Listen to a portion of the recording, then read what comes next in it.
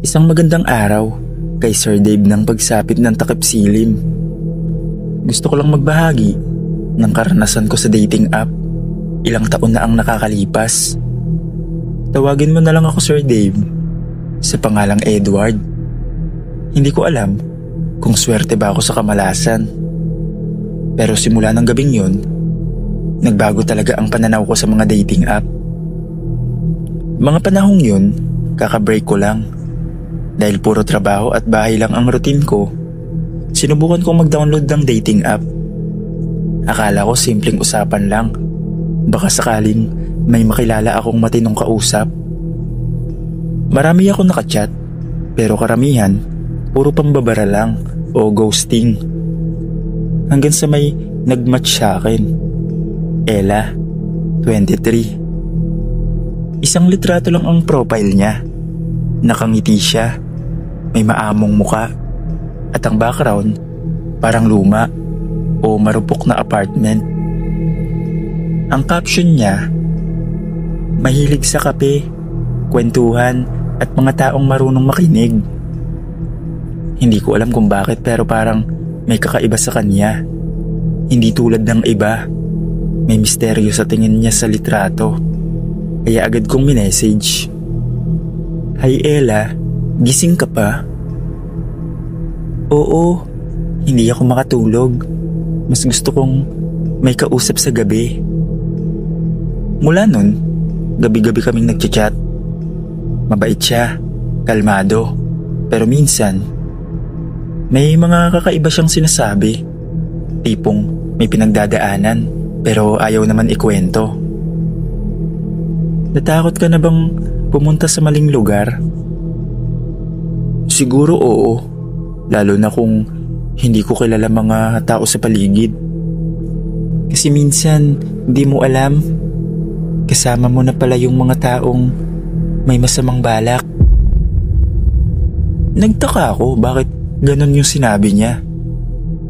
Medyo kinilabutan ako, pero tinawanan ko lang. Akala ko, nagbibiro lang siya. Isang gabi, nagulat ako nang bigla niya akong inaya. Sabi niya, kita tayo bukas ng gabi sa may lumang warehouse malapit sa Valenzuela. Dati kasi doon ako nakatira. Medyo nagdalawang isip ako. Bakit sa warehouse? Pero sabi niya, wala kasing signal sa bahay namin, kaya doon ako madalas tumambay. Natahimik ako, pero may kung anong bumubulong sa isip ko na pumunta ako.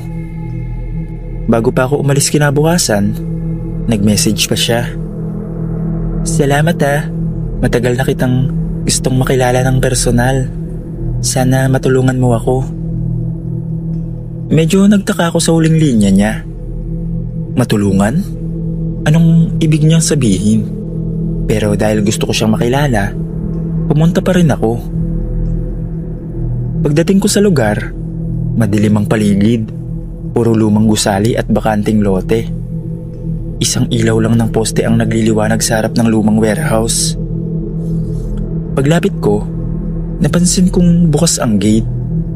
May 3 lalaking nakatambay sa loob, mga lasing ang itsura. Isa sa kanila, tumingin sa akin at ngumiti ng pilit. Siya ba yung kausap mo bro?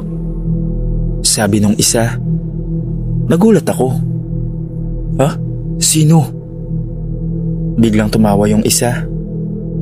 Si Ella. Huling-huli ka na pare.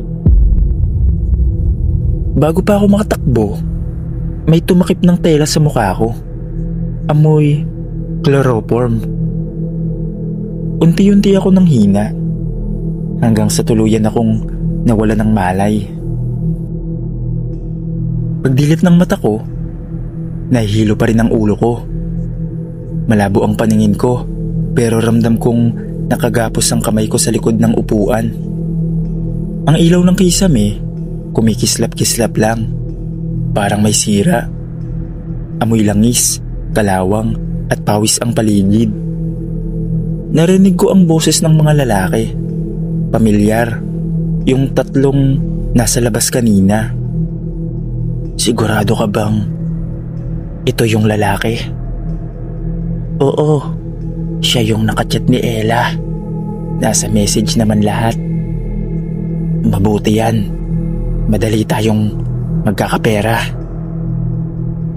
Napakapit ako sa lubid. Pero sobrang higpit.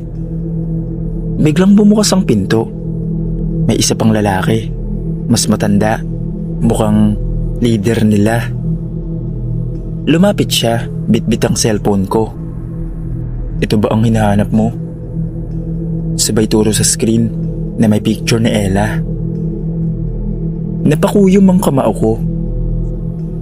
Nasaan siya? Sabi ko. Kung alam mo lang pare, matagal nang wala si Ella. Anong ibig mo sabihin? Sabay tawa ng isa sa kanila.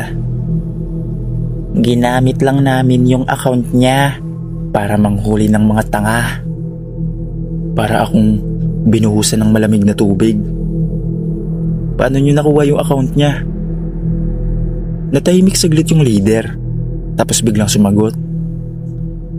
Kasi isa siya sa mga niloko namin dati. Pero ayun, nagpakamatay siya rito, dyan mismo sa inuupuan mo. Biglang lumamig ang hangin. Ramdam kong tumayo ang balahibo ko. Nagpatay-sindi yung ilaw sa kisame. At sa gilid ng paningin ko, may babaeng nakaputing damit, nakatayo sa may pinto ng warehouse. Hindi ko alam kung guni-guni lang dahil sa takot. Pero si Ella yun. Maputla, pero malinaw ang muka. Nakatitig lang siya sa akin, tapos dahan-dahang lumingon sa mga lalaki. Biglang tumigil sa pagtawa yung mga lalaki. Isa-isa silang napaatras. Boss, may babae. Walang babae dito. Sabay-sabay nagpatay-sindi ang mga ilaw. Narinig ko ang mga sigaw nila. Isa, dalawa, tatlo. At pagkatapos ay katahimikan. Nang bumalik ang ilaw, wala na siya. Ako na lang ang naiwan. Nakagapos pa rin. Pero may babaeng lumapit sa harap ko. Ella, totoo ka ba? Hindi na. Pero salamat. Natagpuan ko na kung saan ako namatay. Ikaw ang dahilan para malaman nila kung anong ginawa nila sa akin. Bigla niyang hinawakan ng lubid. At sa isang iglap, naputol ito. Nawalan ako ng malay. At pagdilat ko, nasa labas na ako ng warehouse. Umaga na. May mga pulis. May mga taong nakikiusyoso. Ayon sa report, may natagpo ang 3 bangkay sa loob. Mga lalaking hinihinalang sangkot sa human trafficking. Wala raw ibang nakakita sa loob kundi mga kalawangin na upuan at isang cellphone na nakalapag sa sahig. Ang nakapagtataka, sabi ng pulis na sumuri, yung cellphone, bukas pa rin yung dating app mo. May message na, "Thank you, Edward." Galing sa Ella. Matapos ang karanasan kong yun, binura ko na din yung app at hindi na ulit nag-install ng kahit anong dating app dahil sa naranasan kong yun. Hanggang dito na lang po, Sir Dave. Maraming salamat po.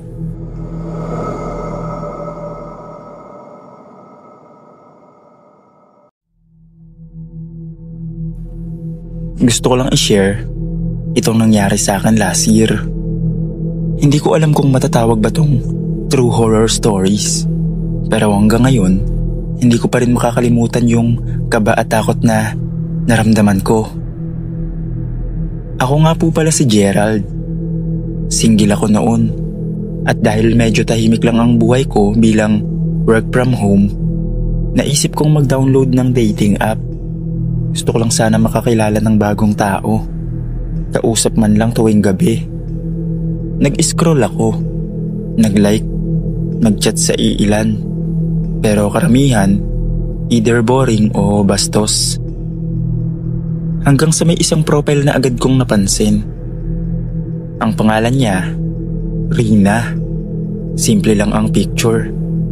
Naka-puting damit, nakaupo sa may park, at may ngiti na hindi mo agad malilimutan. Ang caption sa picture, mahilig sa mga late night talks at tahimik na lugar. Sinubukan kong i-message siya. Hindi ko akalaing sasagot agad. Hello? Ang ganda ng smile mo sa pic. Ay, napansin mo rin, madalas kasi gabi na ako naglalakad mag-isa. Tahimik kasi kapag gabi. Hindi ko alam kung bakit, pero parang nakaramdam ako ng comfort sa chat namin. Parang matagal ko na siyang kakilala. Madalas siyang online tuwing 12:00 ng gabi. At kapag nagtatype siya, napapansin kong medyo mabagal. Parang hirap o nag-aalangan. Nagkwentuhan kami tungkol sa mga paboritong pagkain, pelikula, at kung saan siya nakatira. Sabi niya, taga Cabuyao, Laguna daw siya. Nagulat ako kasi ilang bayan lang yun mula sa amin. Madalas ako sa lumang park dito, yung maraming puno. Gusto mo minsan sabayan mo ako maglakad doon? Sige, kung papayag ka. Pero wag gabi, baka delikado. Wag ka mag-alala, sanay na ako sa gabi. May kung anong malamig na kilabot akong naramdaman nung binasa ko yon, pero binaliwala ko lang. Siguro sanay lang talaga siyang maglakad-lakad ng gabi. Lumipas ang ilang araw. Halos gabi-gabi kaming nag-uusap. Minsan, nagsisend siya ng mga selfie. Pero mapapansin mong laging medyo madilim ang background. Parang galing sa park o kaya sa mga madamong lugar. Isang gabi, habang nagchat kami, bigla siya nagsabing, sana makapunta ka dito minsan. Gusto kong may kasama kahit isang beses lang. Sige, sabihin mo lang kung kailan. Bukas ng gabi, sa park na sinasabi ko. Kinabukasan, buong araw akong kinakabahan. Ewan ko ba, hindi naman ako madalas lumalabas ng gabi. Pero may kung anong puwersa na nagtutulak sa akin para pumunta sa park na sinasabi ni Rina. Bago mag 9:00 ng gabi, nagchat pa siya. Huwag kang malalate ha, dito lang ako sa ilalim ng puno ng akasya. Oo, paalis na ako. Dalhin mo yung jacket mo, malamig dito. Pagdating ko sa Cabuyao, tahimik ang paligid. Iilan lang ang mga dumadaang tricycle. Nang marating ko yung lumang park, madilim at halos wala ng ilaw. Yung mga poste, kumikislap lang paminsan-minsan. Ang hangin ay malamig at may kakaibang amoy, parang halong damo at bulok na lupa. Tinawag ko siya, pero walang sumagot. Kaya nag-text ako. Nandito na ako sa park. Makalipas ang ilang segundo, nag-reply siya. Nakikita kita. Napalingon ako sa paligid, pero wala akong makita. Tanging mga puno lang at lumang swing na gumagalaw kahit walang hangin. Medyo kinilabutan ako. Nasaan ka? Nandito lang ako sa likod mo. Paglingon ko, may babaeng nakaputing damit, nakatayo sa di kalayuan. Mahaba ang buhok at sa ilalim ng ilaw ng poste, parang basang-basa ang suot niya. Rina? Mahina akong tawag. Dahan-dahan siyang tumingin sa akin at doon ko nakita, maputla ang mukha niya. Sobrang puti at may bakas ng hiwa sa liig. Parang nanigas ang buong katawan ko. Gusto kong tumakbo, pero hindi ko magawa. Bigla siya nagsimulang lumapit. Mabagal lang sa una, hanggang sa naging mabilis. "Bakit hindi ka sumama noon?" sabi niya, sabay hagalpak ng halakhak na parang punit na boses. Nabitawan ko ang cellphone ko at tumakbo ako palabas ng park. Pero habang tumatakbo ako, naririnig ko pa rin yung tunog ng chat notification galing sa phone ko na naiwan. Pagdating ko sa highway, may isang tanod na tumulong sa akin. Nanginginig ako at halos di makapagsalita. Dinala niya ako sa barangay hall at tinanong kung anong nangyari. Sabi ko, Sir, may babae akong nakausap sa dating app. Dito daw kami magkikita." Nagkatinginan yung mga tanod. May isa sa kanila na nagsabing, "Ay iho, baka naman yung babae sa park ulit yan." Tinignan nila yung cellphone ko na binalikan pala nila. At nung sinubukan naming i-open yung app, wala na yung profile ni Rina. Wala na ring chat history. Kinabukasan, tinulungan ako ng isang tanod na magtanong-tanong sa paligid at doon ko nalaman ang totoo. May babaeng nagpakamatay daw sa parehong park. 2 taon na ang nakalipas.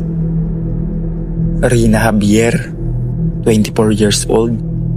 Sabi ng mga taga ron, lagi raw siyang nagpapakita sa ilalim ng puno ng akasya. Simula nun, hindi na ako nagbukas ng dating app. Pero sa ngayon naman, Sir Dave, may girlfriend naman na ako. Pero hindi ko siya nakilala sa dating app. Hanggang dito na lang po. Salamat.